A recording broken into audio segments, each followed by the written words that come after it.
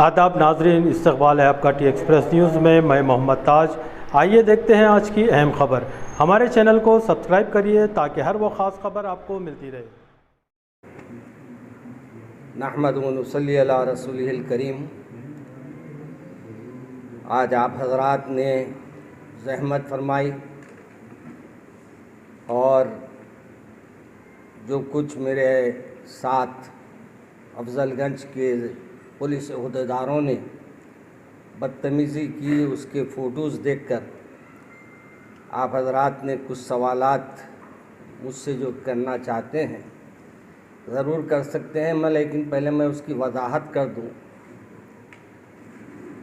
दो को कुछ 2-4 मिनट कम ही थे कि मैं नए पुल पे पहुंच गया। नए पुल पे 2 रास्ते बनाए गए हैं। 2 रास्तों पर 2 साहिबीन ठहरे हैं। एक रास्ते पर तो जो उनको समझ में आते हैं उनको छोड़ा जाता है, और जो दूसरे रास्ते पर है वो सीधा जाके उस्मानिया दवाखाने के पास जो उनका ऑफिसर ठहरता है वहाँ जाकर उस गाड़ी को रुकाया जाता है। जब मेरे सामने से 2 गाड़ियाँ गुजर गई तो मैंने कहा कि देखो भाई, 3 मिनट काफ़ी है, 3 मिनट में मैं घर पहुँच जाऊँगा, मेरा घर पंजेशा में है। तो कहा नहीं, आप इधर से जाएंगे। मैंने कहा कि मुझे सब गाड़ियाँ जिधर से जा रही हैं मुझे भी उसी रास्ते से जाने दीजिए। मगर मौजूदा हालात में मैंने देखा कि पुलिस वालों के अंदर भी एक शर छुपा हुआ नज़र आया, और वो शर मेरे जितने वहाँ देर ठहरने पर इंस्पेक्टर या वो जो मौजूद था उसने जो अमल किया है उससे मुझे मालूम हो रहा था कि वो एक ही मज़हब के लोगों पे निशाना बना रहा है। मुझे हैरत ये होती है कि ये चेक पोस्ट हमारी हिफाजत के लिए बनाए गए या हमारे से लूटम लाट के लिए बनाए गए। हमारे कमिश्नर साहब हमारे को इतनी मीठी मीठी तकरीरें करते हुए अपने तरफ मायल करते हैं, लेकिन उनके ओहदेदार जो ठहरे हैं जिम्मेदारी लेकर वो जाहिलों से भी बदतर है। और मैं जब उनसे मुलाकात करने के लिए करीब गया और जाकर मैं अपना तारुफ पेश करने की कोशिश कर रहा था तो उन्होंने मेरे तारुफ को भी सुनने से मना कर दिया। मैंने कहा मेरे पास भी है, मगर वो कहा नहीं, आप ठहरिए, कोई बात आपसे करनी नहीं है। तो इस किस्म के जाहिल लोगों को अगर आप ठहरा करेंगे और फिर दौरा करके आप लोगों को ये समझाएंगे कि आप इत्मीनान से है, तो ऐसे जाहिलों पे भरोसा करके हम इत्मीनान से कैसे रह सकते हैं। आज ही मेरे सामने कई रिपोर्ट मैं खुद देखा हुआ। उमर रसीदा ज़ईफ़ साहब अपनी बच्ची की मिजाज पुरसी के लिए ओल्ड सिटी आए थे। वो बेचारे नामपल्ली में रहते हैं। उनकी गाड़ी को पकड़ लिया गया और उनको कह रहे हैं कि आप पैदल जाइए।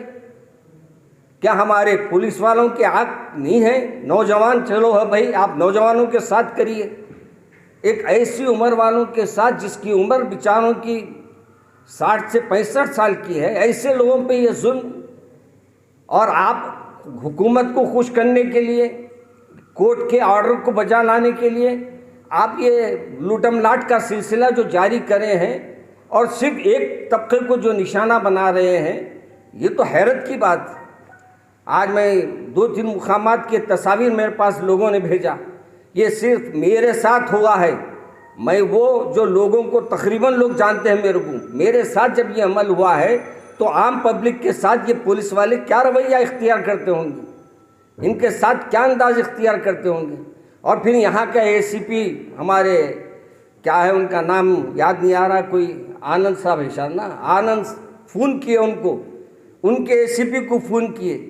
उसके बावजूद मेरे से ये कह रहा है कि इन्होंने मेरे साथ बदतमीज़ी की। मैं बदतमीज़ी करूँगा क्यों? और मेरे को बदतमीज़ी अगर करना रहता तो मैं चौरस्ते पे आके बैठ के पूरे मीडिया वालों को बुलाकर उनके वहाँ बदतमीज़ी करता, मगर मुझे वो नहीं करना था क्योंकि मुझे घर आना था। और मैं एक कमेटी में से आ रहा था, एक मदरसे की कमेटी थी, उसमें गया मियाँपुर। वहाँ से हालांकि मैं 1-12:30 को निकल गया, रास्ते में इतनी ट्रैफिक, और फिर जिधर देखो सिग्नल पड़े हुए। अब सिग्नलों से बचेंगे तो भी आप जुर्माने लगा रहे हैं। अगर आप ट्रैफिक को कैसे उसको छोड़ के हम आगे बढ़ेंगे, ये भी तो हमारे लिए मसला है। इसलिए मैं हमारे होम मिनिस्टर साहब से तो नहीं कहता, मैं क्या मैं होम मिनिस्टर साहब से कहूँ कि उन्होंने क्या होम है ही ना, मिनिस्टर है उन्होंने। बहरहाल जो अब हमारे सीपी साहब या वो डीआईजी साहब जो ओल्ड सिटी के पहले जिम्मेदारी कबूल दिए हैं, उन्होंने जिम्मेदारियां निभाए हैं, उनसे मेरी गुजारिश है कि ये ऐसे पुलिस वालों पे सख्त एक्शन लिया जाए। और मेरे को अफसोस इस बात पे भी है कि लोग इनसे खैरखाई क्या करेंगे। अभी एक देखा मैं, एक हामिला औरत को लेकर जा रही, उनसे गाड़ी छीन ले रही। ये कोई शराफत है? 15 मिनट पहले 2 से 15 मिनट पहले, चलिए आपके 2 बज गए तो अलग बात है, फिर ऐसे केसों में कौन उनको हमदर्दी करेगा? क्या नहीं तो आप एक एम्बुलेंस हर जगह वहाँ ठहरा कीजिए। अगर ऐसे कोई हालात हो रहे हैं तो वहाँ ऑटो खड़ा कीजिए। लोगों को आप जहाँ गाड़ियाँ छीन रहे हैं वहाँ से घर को भेजने का इंतज़ाम आप कीजिए। ये कौन सा जुल्म है? और फिर हमारे पास जुल्म के ऊपर आवाज़ उठाने को तैयार नहीं। अफसोस ये होता है कि हमारे पास हमारी कोई बात कोई पहुँचाने वाला नहीं है और हुकूमत को कोई जोड़ने वाला नहीं है। और सीपी साहब तो हमारे सिर्फ बहुत मीठे मीठे तकरीरा कर देते, उन्होंने समझते मैं तकरीरा कर दिया मेरा काम बर्खास्त। मगर हकीकत ये है भाई कि आज के दौर में मैं ये नहीं चाह रहा हूँ कि किसी को जज्बात में लाना, मैं ये चाह रहा हूँ कि हम कानून का एहतराम करते हैं, आप भी हमारे साथ नरमी का बर्ताव करें।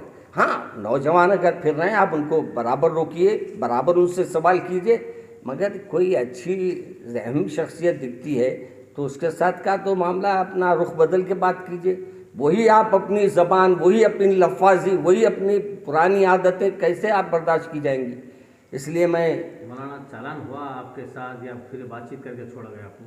देखिए, मेरे को जहाँ तक इल्म हुआ है कि हमारे बिरादर अंसारी साहब ने बलाला साहब को फ़ोन किया था और फिर बलाला साहब भी वहाँ फ़ोन किए तो उनके सामने भी यही कम वक्त ने कहा है कि बहुत कुछ इन्होंने कहा। मतलब कि मेरे साथ लोग मौजूद थे वहाँ, मैं उनको सिर्फ यही कहा कि भाई मेरे पास भी है, मैं अपनी गाड़ी में आज नहीं निकला हूँ, मेरे पास अचानक मैं निकला था, एक दूसरी गाड़ी में मैं आया हूँ, मेरे को आप छोड़ दीजिए, मैं पंजेशा पे आऊँ। मैं इतनी बात पे वो ये कह रहा है कि मेरे से बहस करे, ये बहस है? ये कोई हाथ पे मैं भला भाई मेरा पास है, देखिए भाई हाथ बता रहा हूँ, मेरे हाथ को हाथ नहीं लगाना।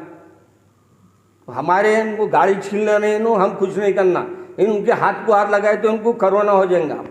हाँ, ये गाड़ियों के पैसे लूट के खा रहे हैं तो इनके ख़ानदान वालों को कोरोना नहीं होगा, इनकी नस्लें हराम में जाएंगी, मरेंगी इंशाअल्लाह। मौलाना, आपने कहा कि एक तख्ते को देखकर पुलिस पकड़ा जा रहा, तो इसका क्या मतलब, क्या ऐसा हो सकता है? मैं ऐसा महसूस किया हूँ आज, ये मेरे सामने हुआ है।